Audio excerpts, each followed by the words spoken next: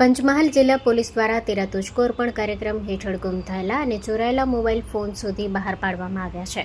Godhra range incharge police મહાનિરીક્ષક સંદીપસિંહ તથા જિલ્લા પોલીસ અધિક્ષક હરેશભાઈ દુધાત અને ઇન્ચાર્જ પોલીસ અધિક્ષક BL દેસાઈના માર્ગદર્શન હેઠળ LCB ગોધરા ટીમોએ આ સફળતા હાંસલ કરી છે.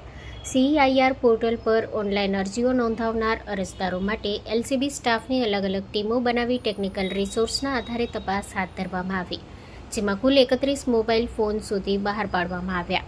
આ તમામ મોબાઈલ ફોનની કુલ કિંમત ₹1,84,038 હતી.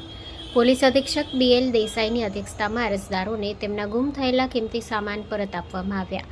આ કામગીરીને લઈ જિલ્લાના પોલીસ વિભાગ દ્વારા જાહેર રીતે પ્રશંસા વ્યક્ત કરવામાં આવી છે. પંચમહાલ જિલ્લાના નાગરિકો દ્વારા નજીકના ભૂતકાળમાં ગુમ થયેલ મોબાઈલો બાબતે CEIR પોર્ટલ દ્વારા LCB પંચમહાલ દ્વારા રિકવર કરવામાં આવેલ જે કુલ 31 મોબાઈલો આજે તેના મૂળ ધારકોને પરત કરવામાં આવેલ છે અને તેઓ તમામે ખૂબ જ ઉત્સાહપૂર્વક અને પ્રોત્સાહિત થઈને આ કાર્યક્રમને વધાવેલ છે.